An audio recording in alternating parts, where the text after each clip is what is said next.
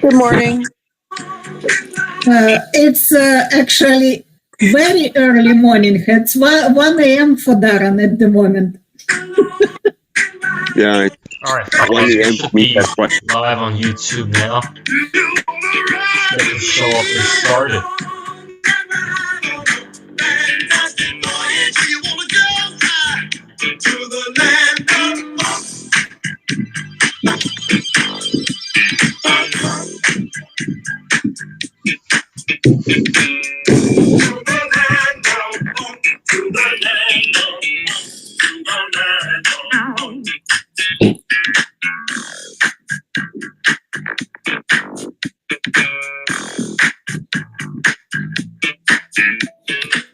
Xander's not here yet, correct? No, I haven't seen him. Okay. And if somebody could announce, like, when we do go live on YouTube, that would be great. Okay.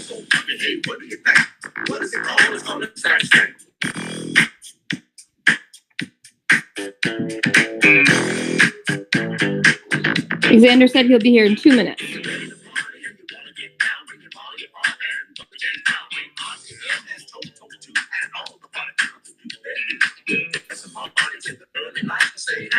Hello, Stacy. I am here. It's Xander. Hey, how are you? Thank you for coming. Doing good. How are you? Good. Thanks for being our guest today. Absolutely. Yes. Norman, are we ready to get rolling here, or ready for the streaming and that? Yeah, can you guys We're hear not me? live yet. We are. We're already and I don't live. see any live video, so I just want to make sure that that gets worked out. Okay. Well, I'll let one more song play, and then when Norman's ready, we'll get rolling. Sounds good. Thank you.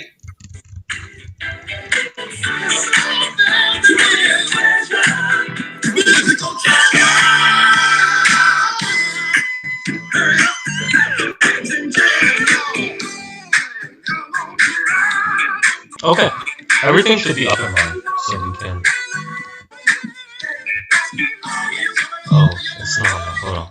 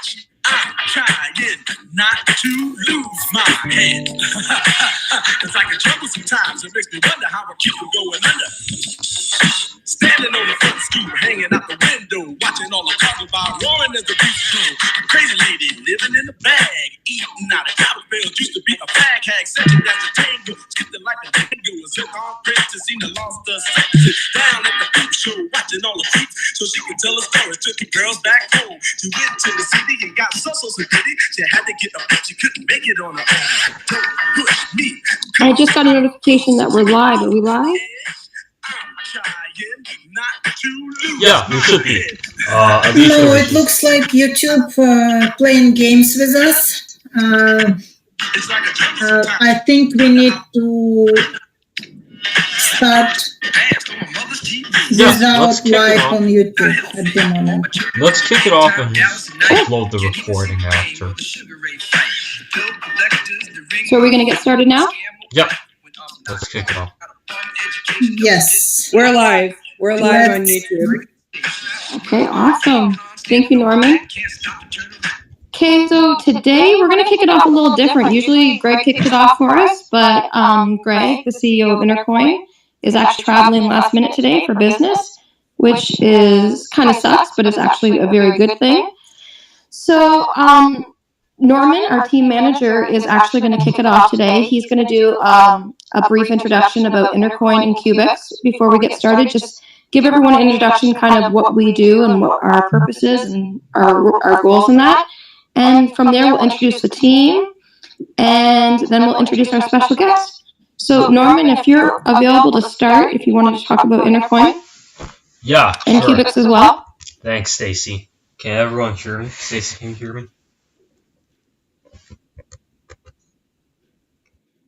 Can you hear me, Stacy? Might still have your mic muted there, Norman, if you're talking. Oh, there we No, go. it Can everyone hear me now? Yeah. Yeah, I can Cool. hear you. Okay. Yeah. Great. I'm glad. So thanks, Stacy, for the kind introduction. And, it's a pleasure to have you all join us here this Wednesday for the show. I'm the team manager of Intercoin. And in a nutshell, Intercoin is about building community currencies. So we believe that through building community currencies, we can help improve local economic activity. And, in the past, many towns have tried out these community currencies. So in the UK, we have, for example, the Bristol pound. And what community currencies are is basically a local currency that runs parallel to the national currency. So in America, we may have the dollar. In the UK, we may have the British pound. But aside from that, we can also have local currencies designed for local purposes. And, from our research, we found that a lot of these currencies, some of them turned out to have, really interesting economic effects on their local towns. So, for example, in the UK, some of these currencies caused people actually to go out to eat at local restaurants more. And, these things increase local economic activity. And we're a big believer that, in the year 2022, with all the technological advancements that we've made, we can take this idea of local currencies, which it's not a new idea. It's been around since many decades ago, from the last century even. But with the help of modern technology and recent innovations in how payment systems are made, we can take this idea to the next level. And that's what we're doing here at Intercoin. So if you're interested, go to our website, check it out, go to our community forum, introduce yourself, say hi.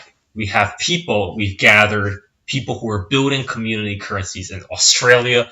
We have people in the UK. We are a global community of people who are interested in these community currencies.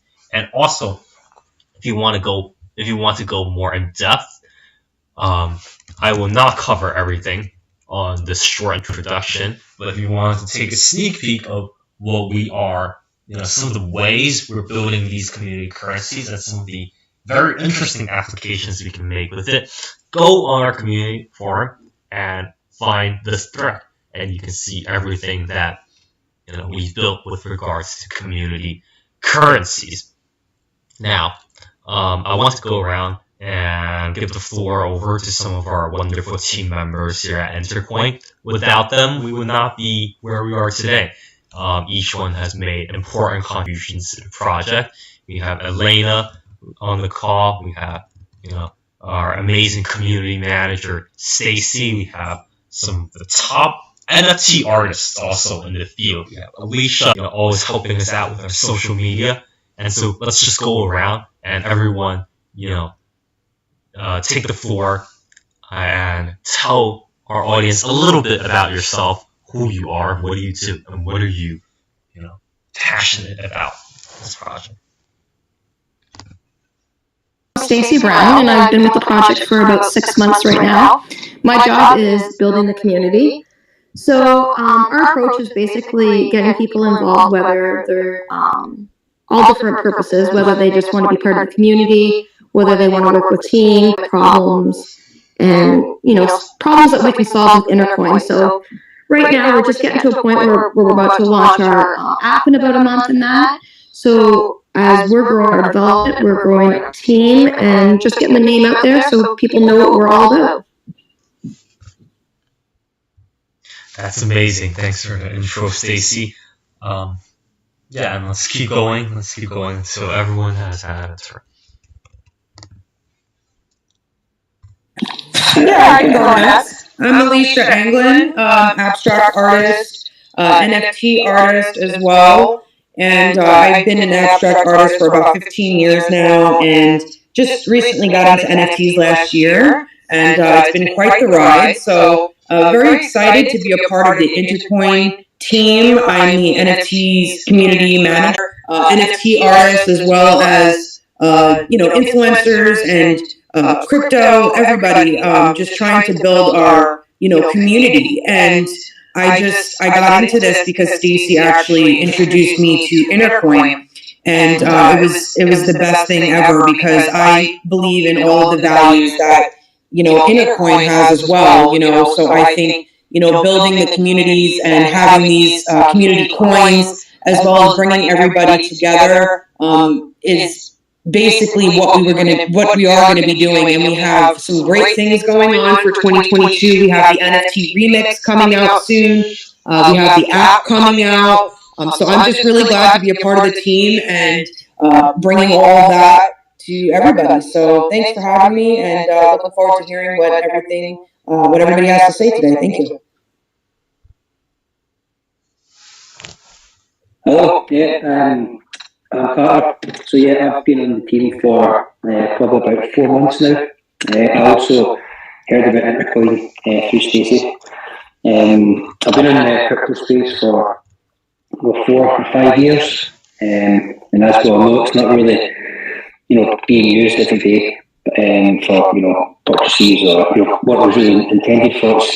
It's became a speculative market and a store of value. So when I heard that Intercoin for this is really the next stage on the evolution of the market, having something that can be used every day by everyday people, but also like Norman touched on there as well, the applications that can be built above that as well, providing UBI and amongst other things. So it's just great to be part of the team. It's an exciting time just now that people have mentioned. We've got a lot going on over the next 2 months, and that's me.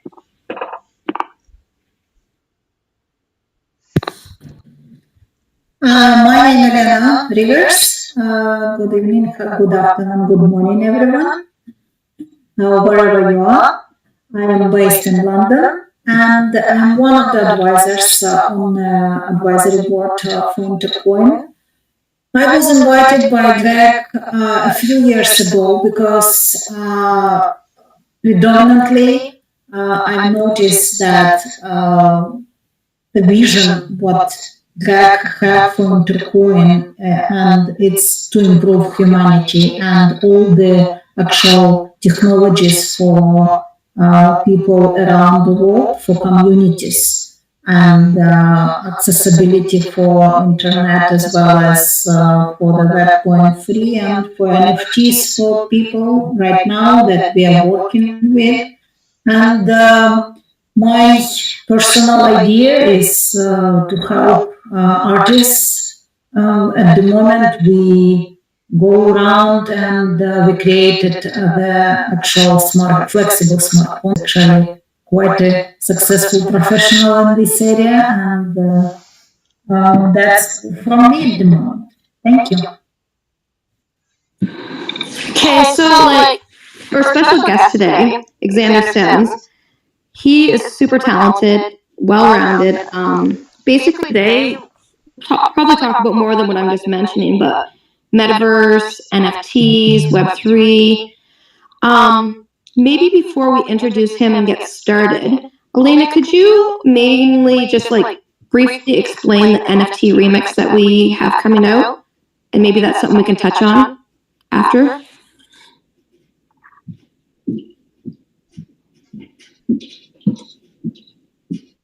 Or Alicia, either of you two, if you guys, I know you guys are excellent in explaining like the remix. So if you, I can. Yes, I can. yes, Or Elena. I can also go ahead. Sorry, few people cannot find us, and I've been answering to their messages. They're searching for our stream. So definitely NFT remix. It's the idea what we actually came up with to help brands to release NFTs and to collaborate with each other. First of all, artists don't know actually. Not many artists have understanding of technologies, and they would like to work with other companies, but we created the possibilities for artists to overcome challenges with technologies, and that's we're looking forward for Intercoin app will be released next month. NFTs to collaborate for artists, not only artists, but for example, directly if school doesn't employ artists, but animation studios, fashion designers can collaborate with each other. For example, Disney receive from different artists and they would be able. And also, for example, movie studios license the licensees and the actors of character to fashion designers. And even artists, one artist to collaborate with another, it will be used as a, for example, as a contents, can be used as a ways of raising publicity for artists as well as owners of the IP. Basically, that's the idea for artists to find buyers as well as to develop their own NFTs on marketplaces. And we would have NFT teasers, NFT polls. We would have possibilities for copywriters work together in decentralized manner. And similar enough to, for example, few works that already have been done online in the metaverses. That's pretty much. Alicia, is there anything you want to share with that? Yeah, I think Elena, she explained it really thoroughly, actually. The only thing I wanted to add to that was that we spoke with Greg a few Intercoin shows ago that we were going to do an NFT tree mix. And I'm pretty excited about that, because what that would be is kind of like if anybody heard about the $1 million page that happened, where they were selling, bits and pieces of this, one page, website where it had a bunch of things on it. Basically, each pixel was worth a certain amount of money, so it's kind of like buying online property. So basically, what the NFT mix would be like a canvas where we have a bunch of artists basically coming together and doing this really awesome NFT. And what that would be is then, all different pieces from different artists from all over. They could be, animation. It could be even like she said, it could be like a recipe. It could be an outfit, anything, because that's what NFT Remix is all about, collaboration. So the collaborative NFTs, even like the Times Square billboards, for instance, that are crowdfunded by NFT buyers and artists. This is something that all can kind of come together with the NFT. I know there's a couple of other things we got going on, but I'm really excited about the NFT remix, of course. You know, I'm an NFT artist, so just really excited about that and collaborating. I love the fact that you can take one piece and basically the next person can remix it. And that's what NFT Remix is all about. So pretty excited about that. And yeah, that's pretty much it. Thank you. Well, I think it's time to introduce Xander Sims. Could you just briefly explain, maybe introduce yourself, Xander? Sure, I'd love to. Thank you for speaking, everyone. It's super exciting. I'm still super excited just to hear about all the new and diverse things people are doing in this space. Sometimes things I haven't even considered that people present. So thank you for that. I am a creative technologist. My background is definitely more toward the creativity side, being music, graphic design, visual design, video editing, motion graphics, and that sort of thing. And then the technological, I may share a story later, but I love it because of its ability to just solve problems in real time and connect and improve the human experience. I have been in the Web3 NFT space for a very short time, only about 9 months, but the community has been so embracive and I'm so passionate about learning that it feels a lot longer, and every day I'm just can barely even go to sleep because I'm so eager to learn more and connect with the ecosystem. Amazing, yeah, because I don't know, I think we just met maybe a couple weeks ago, but I've been following you on LinkedIn and seeing your work, and it's absolutely amazing. And it's interesting how many things you're into, because a lot of times someone's a master at something, everything, your video work, everything, you can tell that you put your heart and soul and all that into it. So much respect. I absolutely love that. Thank you. Go ahead. Did I cut somebody off? Sorry. Oh, I was just saying thank you. Oh yeah. Okay. Sorry. What got you started? You said you started more on the creative side, but what drew you into the technology side? Was it just you met people on LinkedIn that were into that, or how did you get into that? Definitely. So it's a couple minute story, but my first job out of grad school was as a paraprofessional in my hometown.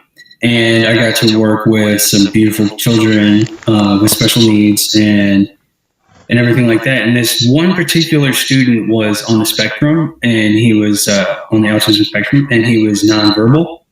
And let's just say his name was Bobby. And this kid was so amazing. He had this machine, kind of about the size of an iPad, a little bit bigger. But he had this machine he would use to speak. He could press buttons on it. He could say thank you. He could say yes, no, and share his opinions. And he could even cuss. He would say ass on it in class and stuff. I would always crack up. And one time he even said, I love you to me with it. So this kid had a very special place in my heart. And I'm in St. Louis, Missouri, and here the summers can be pretty hot, pretty humid. And at recess, I noticed he kind of had an option to leave on this apparatus and be kind of uncomfortable because there was a strap around his neck that, could shave or be uncomfortable when he's trying to run and play. Or he could take the thing off, and then he wouldn't be able to really verbally communicate with his peers or his teachers or anything. So as luck would have it, a technology acquisition grant came through. There was just a bunch of emails I was checking, and it got the wheels turning in my head. I wonder if there's some sort of technology that could help, alleviate this process. Because my friend Bobby was the lucky one having the machine. The other kids in the school were using flashcards and didn't have access to any sort of technology like that. So I did a little bit of research and found out there was an app that was a fraction of the price. The machine that Bobby had was $2,000, $3,000. and the app was like $50, and it could be used on iPad, touches, even any kind of old phone, any kind of old device.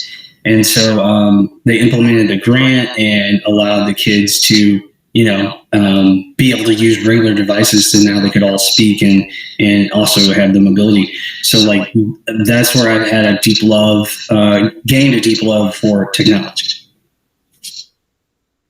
Okay, so is that where the name comes in some of your handles where it says Xander Love? Is that where this comes from? Oh, yeah, about that time, definitely. Xander is my middle name.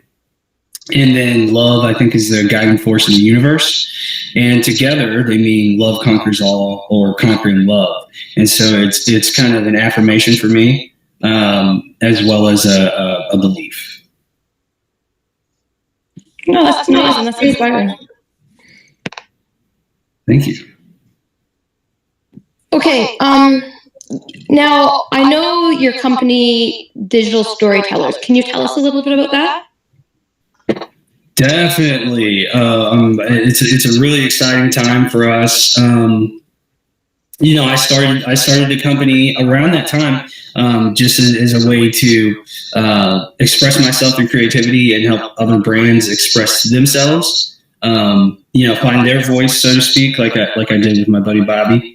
And we just transitioned probably this year to completely serving the web metaverse ecosystem.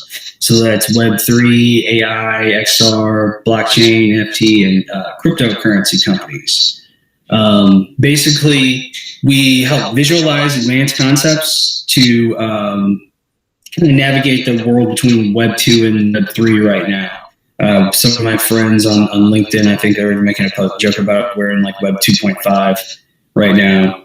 But we help just get people excited about and explore new concepts and ideas and technologies through our video productions, primarily. And the other thing we do is help engage increasingly hyper-focused communities through value-based content.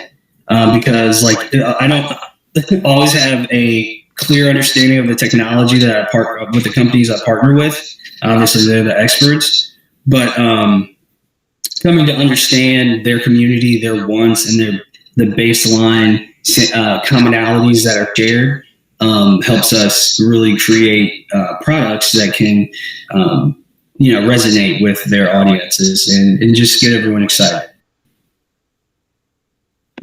Very nice. And I remember when I reached out to you, that's something that stood out to me was a lot of your work, you talk about community, and that's what we're all about. So that's why I was like, I got to get you on this show.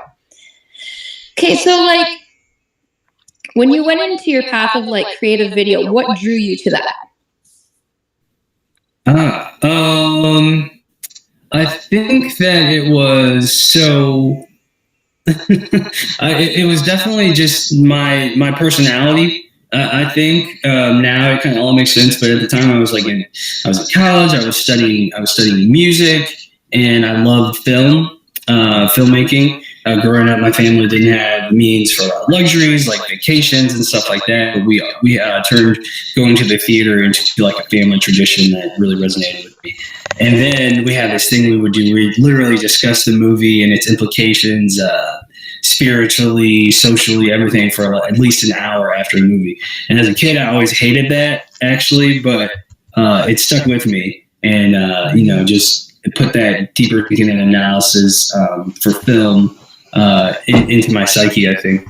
And then after that, I worked at Blockbuster pre-streaming services to do my research and studying because it gave me access to a lot of free movies and video games in college when you're a broke kid. So that was cool. And then finally, just keeping a pulse on the industry, working in Web 2 and social media, and starting to see how the paths are converging, I think, of the different creative disciplines. And also just video is the way I best express myself. And, come to find out it's a very valuable business tool for conveying complex emotions and sharing ideas. And then lastly, after I started to get into video, I started listening to a lot of the forward-thinking minds in the industry who were explaining how essentially it's going to be one of the most important tools in the future, and that brands are going to be partnering with forward-thinking video creators in order to tell more diverse stories. And diversity, inclusion, and community are so important to me, definitely. And one of the best ways to sell more diverse stories is to, engage diverse storytellers. I could not agree more. Like, this is totally off topic, but I just have to bring it up because everyone I come in contact, I ask, has, like that Super Bowl halftime video that Pepsi made. Like, that thing was powerful. Like, did anyone see that as well? Okay, nobody's seen it. Okay. No, I didn't yet. Oh my goodness. Okay, that's everyone's homework after this show. Check out the Pepsi commercial. I connected with the head marketing guy from after I seen it. I had to find him on LinkedIn and connect with him. It's a great video. So what I'm basically saying is video can be so powerful. I remember I'd read an article about Xavier, what you're just talking about when you got into the video and what, inspires you. And an article I read about you when I was kind of made me laugh because I'm probably a lot older than a lot of the people in the room, but you were talking about how video and movie and all that influences you later on in life. But I remember as a kid, I also grew up not with having a lot of money and all that kind of stuff as well. And I remember being at school, being we are going to rent a VCR this weekend and 5 movies. So I remember I get what you're saying. Is there anything that anybody wants to add or ask questions? Because I could go on all day with questions. I don't want to take over the entire show. Okay, I'll keep going because I could talk all day. Yeah, I'm having fun. This is awesome. Okay. Now, is there a project to you that stands out that you would like to share? Anything or some type of collaboration or? Yeah, definitely. So there's 2. Well, actually, I'll talk about 3. There's 3 that I'm really excited about. One is a metaverse company I'm working with called Ozone Metaverse.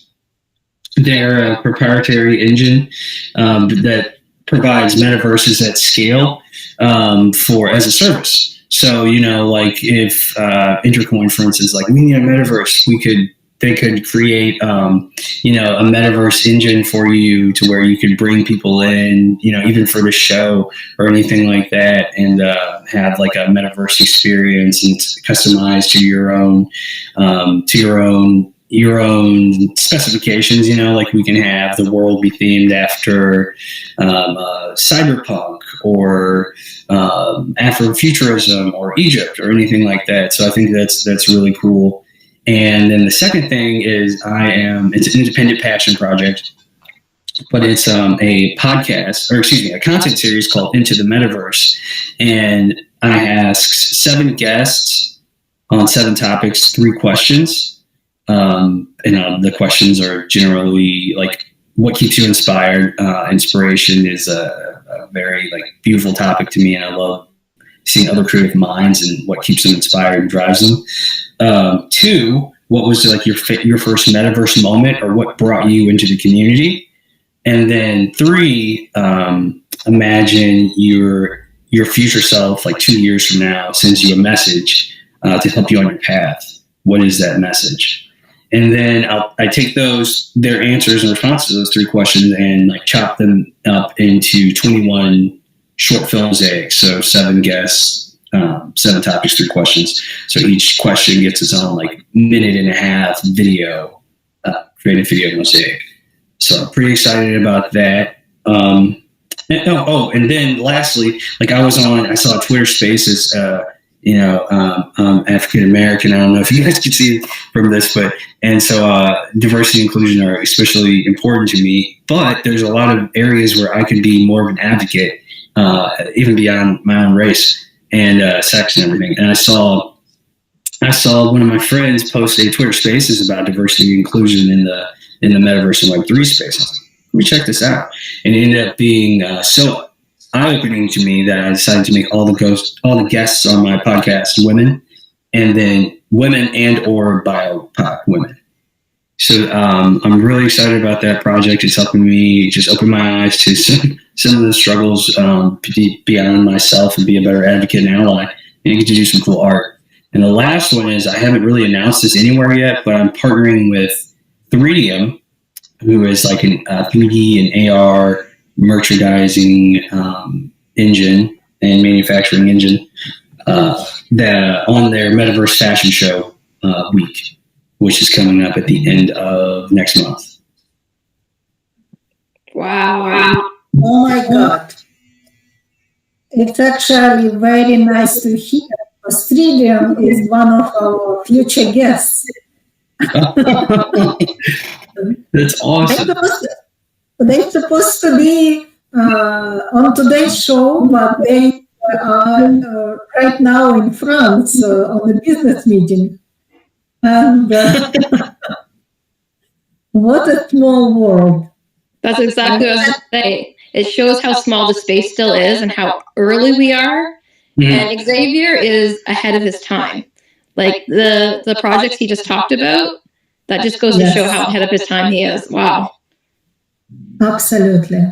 And actually, 3Dium, I've met owners of the project in London a few weeks ago.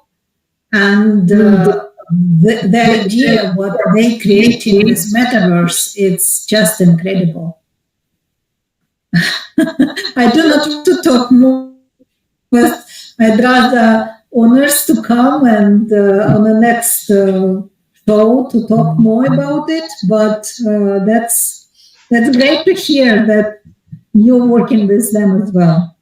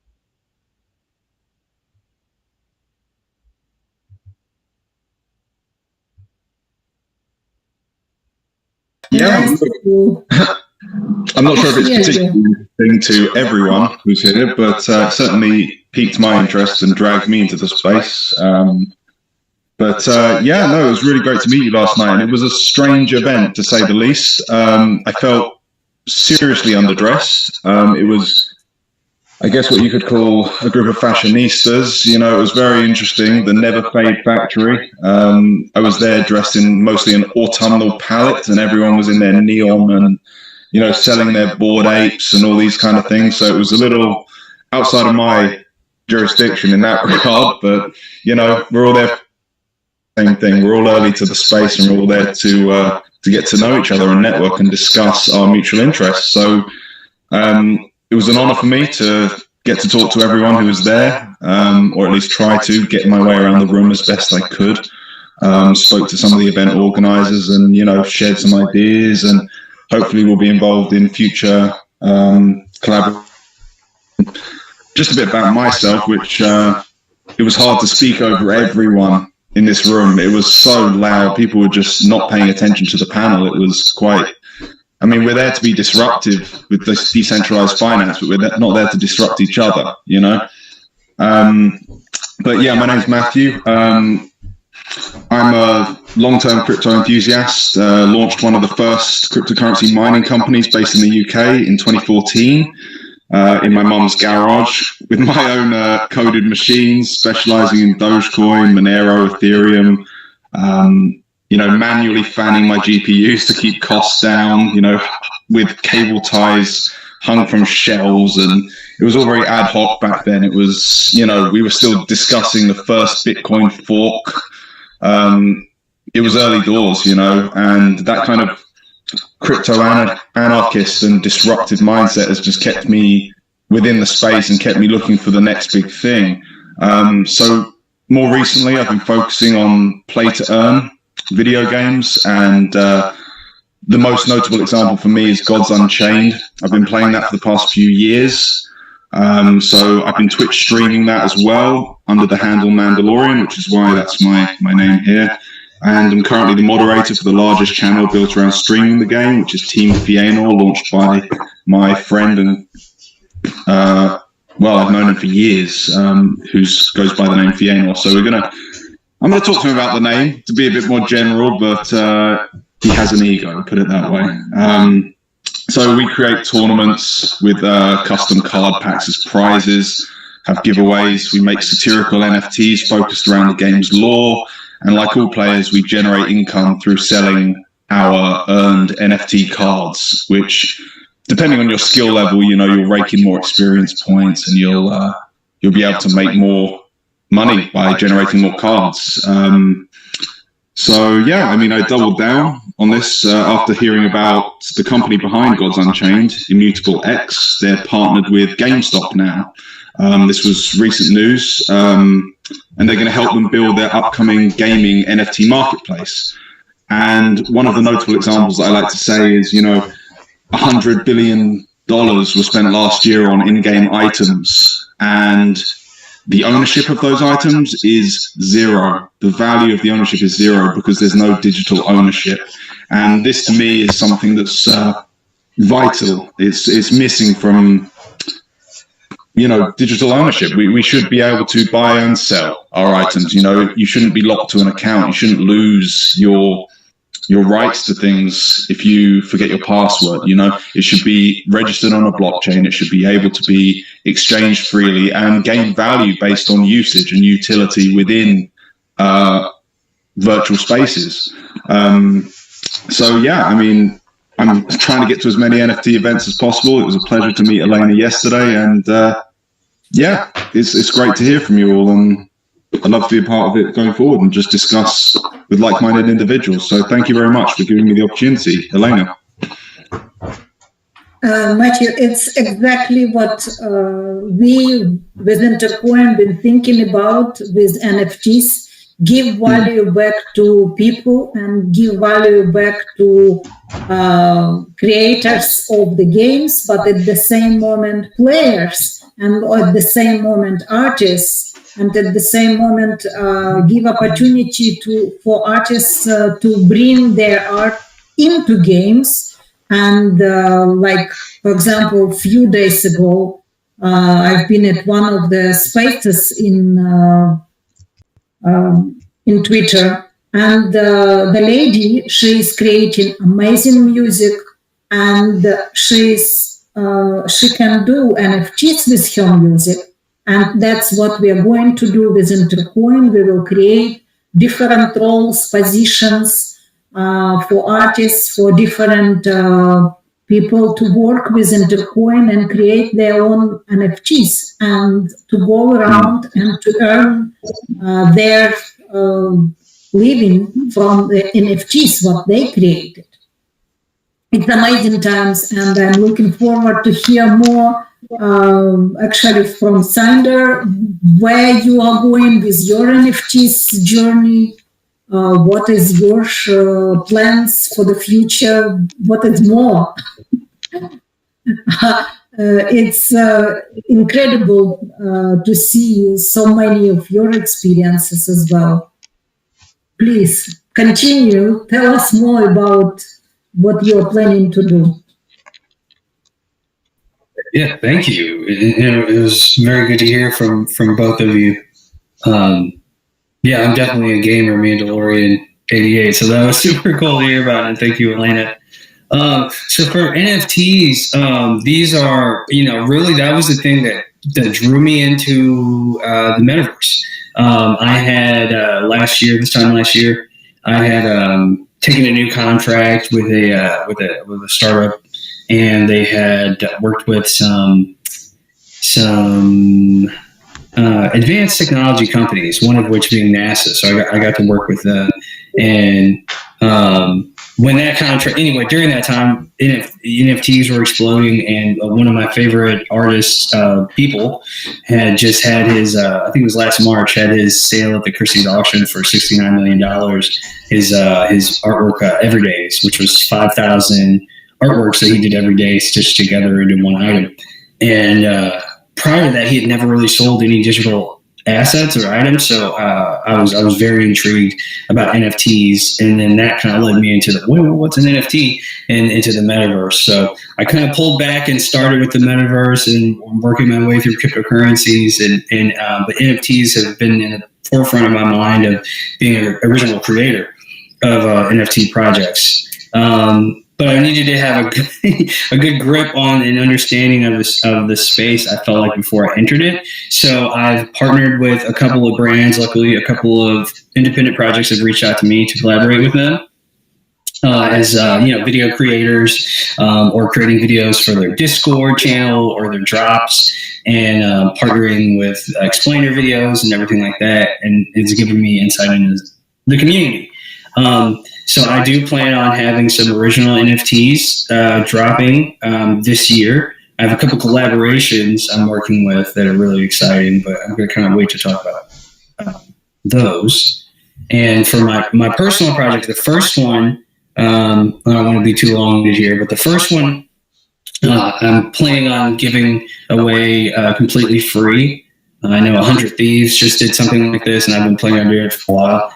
But it's called a blockchain squared on the blockchain, and they are really simple designs that have one abstract centerpiece and then like a abstract or a cool pattern or background.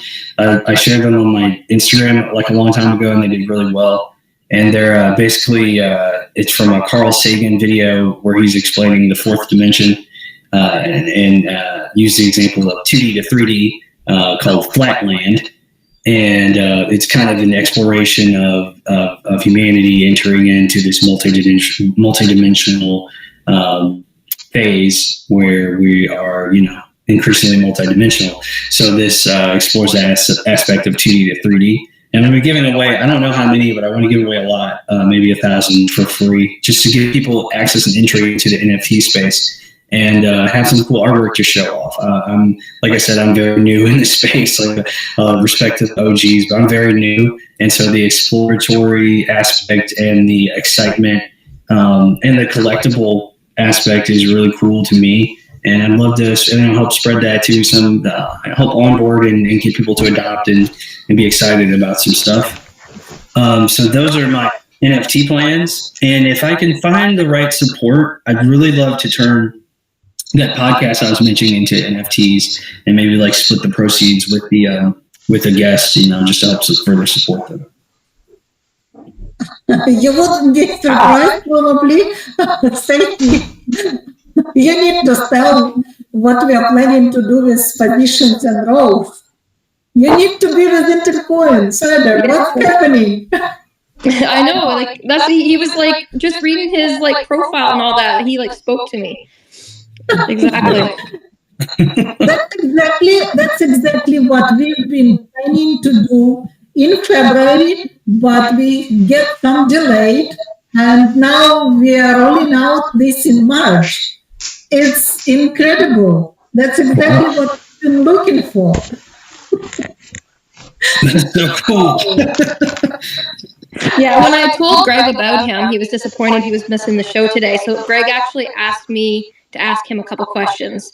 So he asked, do you know about Ready Player Me, and what do you think?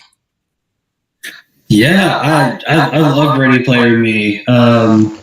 Yeah, I think they're incredible. That was like the first avatar system outside of video games that I was like super excited about and started doing work with, and people liked it and I loved it. So I'm a huge fan of Ready Player Me.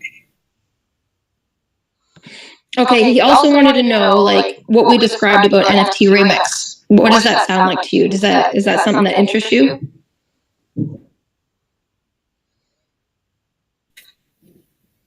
Could you just run over the key points of that again? I'm sorry, I kind of must have zoned Elena's out. the pro at this. This is her baby. Well, it's Greg's baby, but I get very excited when people who are not technical, but they can be, they can play this technology as a user. For me, it's very exciting because I am not a technical person. I cannot code anything. But as a user, I would love to play and I would love to remix art, one piece of art with another piece of art, or remix like in games sometimes.